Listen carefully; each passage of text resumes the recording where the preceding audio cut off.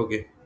তো আজকের এই ভিডিওতে আমরা যেটা দেখবো মেইনলি সেটা হচ্ছে যে আহ, আমরা এতদিনে C1 এ বিভিন্ন রকমের প্লট আমরা বানাতে শিখেছি। এবার আমরা এই প্লটগুলোকে একটু স্টাইল করা শিখবো, একটু সুন্দর বানানো শিখবো। ঠিক আছে, মোটামুটি যে কটা প্লট আমি শিখিয়ে দিয়েছি, লাইন প্লট বলো, box plot, scatter plot, strip plot, আরও যে যেসব প্লট ছিল, বক্স প্লট সবই বলে দিয়েছি আই গেস, যেগুলো শিখিয়েছি, বার প্লট, এগুলোকে এবার জাস্ট আমরা একটু স্টাইলিং করব। ঠিক আছে, তো আরো সুন্দর দেখতে বানাবো। তো সবার আগে আমি এই লাইব্রেরিগুলোকে ইম্পোর্ট করলাম। ঠিক আছে, এবার দেখি এটা ইম্পোর্ট হতে কতটা সময় লাগে। ঠিক আছে, সবই তো টাইমের খেলা এখানে।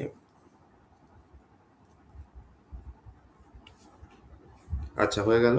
এবার আমরা বেসিক্যালি কি করব, আমরা ওই টিপস ডেটা সেটটাকে লোড করব। ঠিক আছে, সো এটা আমি মনে হচ্ছে একটু বেশি উপরে চলে গেছি। হ্যাঁ, হ্যাঁ। তো বেসিক্যালি আমরা ওই টিপস ডেটা সেটটাকে লোড করবো। এবার ওই টিপস ডেটা সেটটা আপনি পাবেন কোথায়? তো বেসিক্যালি আপনি এখানে লিখবেন সিবর্ন ডেটা সেটস গিটহাব বলে লিখবেন। তাহলেই আপনি দেখুন এখানে data repository for seaborn এক্সাম্পলসে click করবেন। দেখুন সবার এর নিচে গিয়ে আপনি দেখবেন একটা টিপস ডট সিএসভি বলে লেখা আছে। তো এই সিএসভি ফাইলটাকে আমরা লোড করব। তো তার জন্য আপনাকে জাস্ট কোল্যাবে যেতে হবে, একটা ভ্যারিয়েবল নিতে হবে যার মধ্যে আপনি ওই ডেটা সেটটাকে লোড করবেন। এটার নাম যা খুশি হতে পারে, আমি টিপস রাখছি, is equal to SNS dot load underscore data set দিয়ে ভিতরে জাস্ট যে ডেটা সেটটাকে আপনি লোড করছেন তার নামটা লিখবেন, ডট সিএসভি লেখার কোনো দরকার নেই। তো আমি এরকম টিপস বলে লিখলাম, দিয়ে ফাইনালি আমি এখানে টিপসটাকে ডিসপ্লে করালাম। তো এখানে আপনি দেখতে পাচ্ছেন এইটা হচ্ছে আমাদের ডেটা সেটটা। এইবার আমার প্রথম কাজ কি হবে? ঠিক আছে, এবার আমার প্রথম কাজ কি হবে, বেসিক্যালি আমি একটা বক্স প্লট বানাবার চেষ্টা করি। কি চেষ্টা করি? আচ্ছা, তো আমি একটা বক্স প্লট বানাবার চেষ্টা করছি। So SNS dot box plot দিয়ে এখানে আমাদের দুটো জিনিস হবে, একটা থাকবে হচ্ছে এক্স, একটা থাকবে ওয়াই। ঠিক আছে, তাহলে এক্স এর জায়গায় আমরা কি রাখবো? এক্স এর জায়গায় ফর এক্সাম্পল ধরুন আমি ডে আর টোটাল বিল এদের রেসপেক্টে বক্স প্লট বানাতে চাই। ঠিক আছে, ডে আর টোটাল বিল, তাহলে ঠিক আছে, এক্স বরাবর আমি রাখছি, এবার যা এক্স বরাবর আমি রাখছি ডে, আর ওয়াই বরাবর আমি টোটাল বিল রাখছি। ঠিক আছে, তাহলে আমি এখানে ডে লিখলাম। এরপরে আমি ওয়াই বরাবর কি রাখতে চাইছি? টোটাল বিল রাখতে চাইছি। ঠিক আছে, বিকজ বক্স প্লটে আপনার দুটো প্যারামিটার লাগে, একটা দিয়েও হবে, বাট আমি 2D বক্স প্লট বানাচ্ছি। আর বেসিক্যালি ওই ডেটা বলে একটা ভ্যারিয়েবল লাগবে যার মধ্যে আপনি ডেটা ফ্রেমটাকে ইনক্লুড করবেন। ডেটা ফ্রেমটার নাম হচ্ছে কি কি টিপস হলো। দিয়ে আপনি জাস্ট এখানে পিএলটি ডট শো লিখুন, জাস্ট ওই উপরে যে সব আজে বাজে লেখাগুলো আছে ওগুলোকে সরাবার জন্য। তো এই যে দেখুন, এইটা হচ্ছে আমাদের বক্স প্লট, আমরা এটাকে বানিয়ে নিয়েছি। ঠিক আছে, এবার ধরুন আমি এখানে একটা গ্রিড লাইক স্ট্রাকচার বানাতে চাই। ঠিক আছে, যেহেতু আমি প্লটটাকে সুন্দর করছি, আমার এখানে একটা গ্রিড লাইক স্ট্রাকচার যদি আমি বানাই তাহলে দেখতে ভালো লাগবে। তাহলে আমি এখানে ধরুন একটা PLT dot grid function use করে একটা গ্রিড লাইক স্ট্রাকচার বানাচ্ছি। হুম, ঠিক আছে। তো এবার আমি পিএলটি ডট গ্রিড করলাম, করে এটাকে রান তো করিয়েছি। আহা, এখানে করলে হবে না, আমাকে পিএলটি ডট গ্রিডটাকে না এইখানে করতে হবে। ঠিক আছে, এইখানটাতে আমাকে করতে হবে পিএলটি ডট গ্রিড, তাহলে আই গেস আমরা দেখতে পাবো। এই যে দেখতেই পাচ্ছেন এটা গ্রিড লাইক স্ট্রাকচার আছে, কিন্তু এটা দেখতে বাজে লাগছে। ঠিক আছে, তাহলে এইটা করলে তো হবে না, তাহলে আমাকে কি করতে হবে?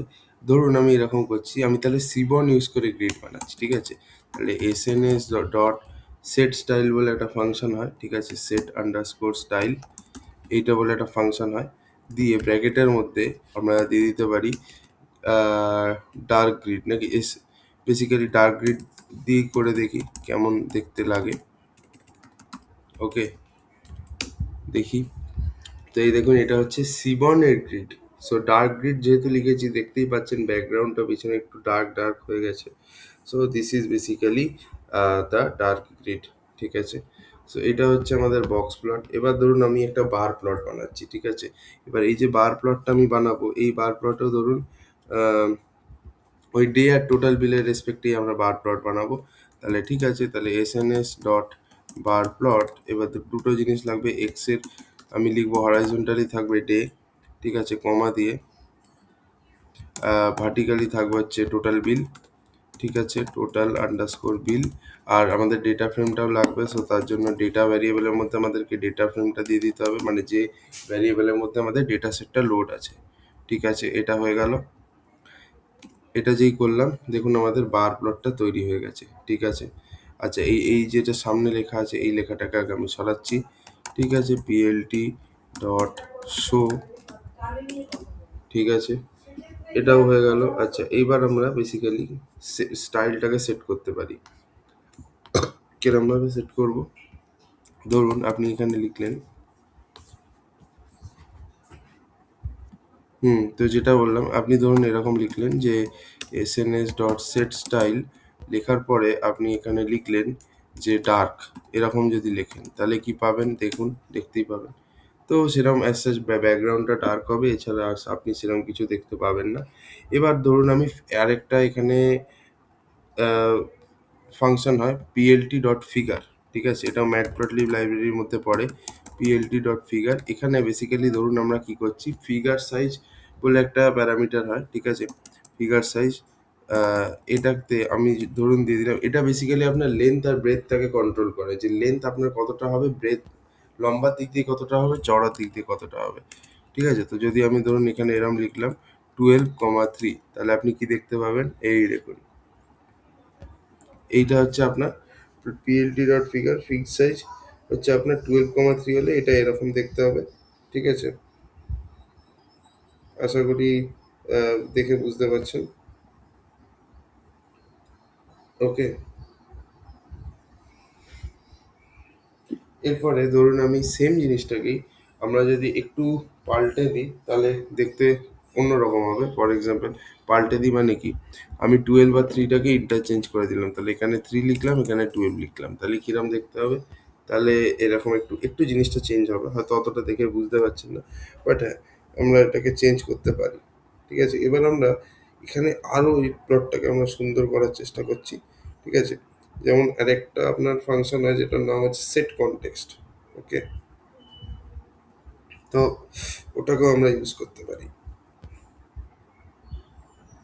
দাঁড়ান, তাহলে ওটাকেও আমরা একটু ইউজ করি, যখন করতেই পারি তো কেন করব না। ঠিক আছে, দেখুন আমরা এর ফন্টটাকেও চেঞ্জ করতে পারি, সবই করতে পারি। SNS dot set underscore context. ঠিক আছে, সেট কনটেক্সট, এবার এখানে ধরুন আমি এখানে লিখলাম পোস্টার। আমি কিরম দেখতে চাই, পোস্টারের রেসপেক্টে দেখতে চাই প্লটটাকে। আর আপনি এখানে যদি চান ফন্টটাকেও আপনি চেঞ্জ করতে পারেন। ঠিক আছে, তাহলে ফন্ট আন্ডারস্কোর স্কেল লিখে, ঠিক আছে, আপনি ফন্টের সাইজটাকেও চেঞ্জ করতে চান, ফেস চেঞ্জ করতে পারবেন। ফন্ট স্কেল ইকুয়াল টু ধরুন আমি 2 লিখলাম। ঠিক আছে, তাহলে কিরম দেখতে পাবেন, কিছু এখানে একটা মানে সমস্যা হচ্ছে আমার যা মনে হয়।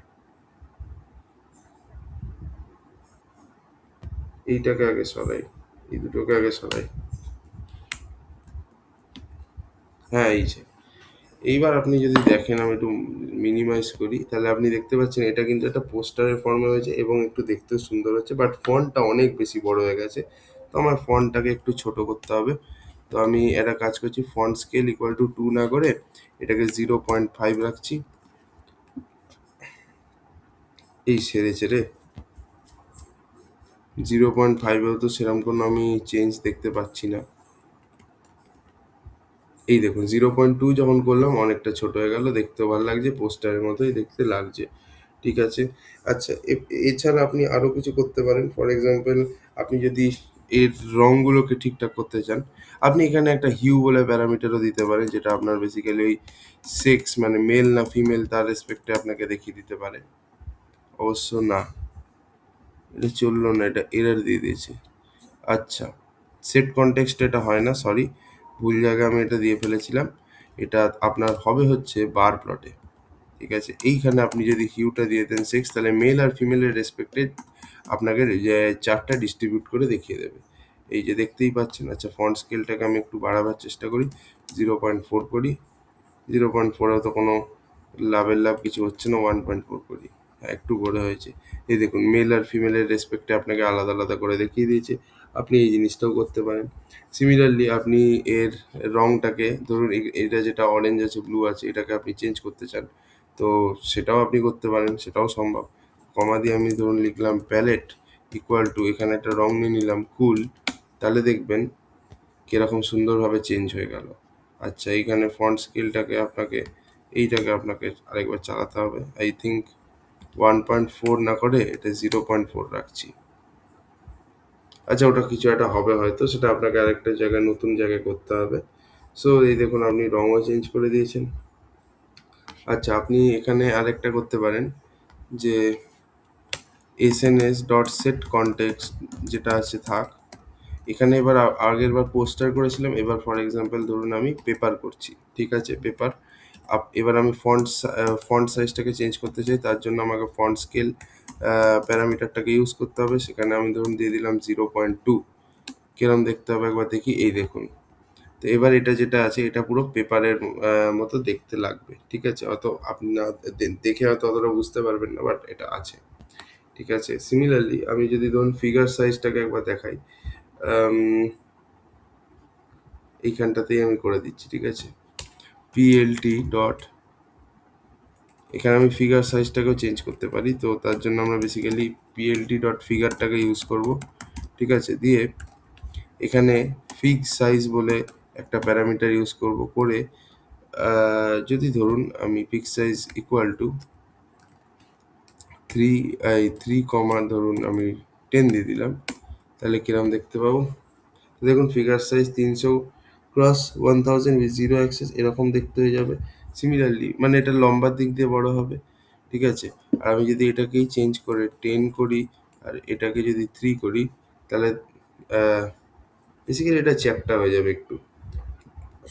তো এইসব আর কি আপনি কারুকার্য করতে পারেন প্লটের সাথে, কিন্তু মেইন ব্যাপার হচ্ছে যে আপনাকে জিনিসপত্রকে ঠিকঠাক করে রাখতে হবে, ব্যাস তাহলেই হবে, ঠিক আছে। আপনি যাতে বোঝাতে পারেন সেটাই মেন। তো আজকে ব্যাস এই সিবর্নের মোটামুটি আমাদের যত রকমের ডেটা ভিজুয়ালাইজেশন ইম্পর্টেন্ট, সব বলছি না, বাট যে কটা ইম্পর্টেন্ট সেগুলো আমরা দেখিয়ে দিলাম। কি করে স্টাইলিং ফাইলিং করতে হয় সেগুলো আমরা আজকে দেখে নিয়েছি। সিবর্নের মোটামুটি আমাদের কাজ শেষ। এরপরে আমরা একটা নতুন টপিক নিয়ে আলোচনা করব, যেটা হচ্ছে ক্লিক সেন্স, ঠিক আছে, বা কিউলিক সেন্স। ওইটা নিয়ে এবার আমরা আলোচনা করবো। So thank you for watching.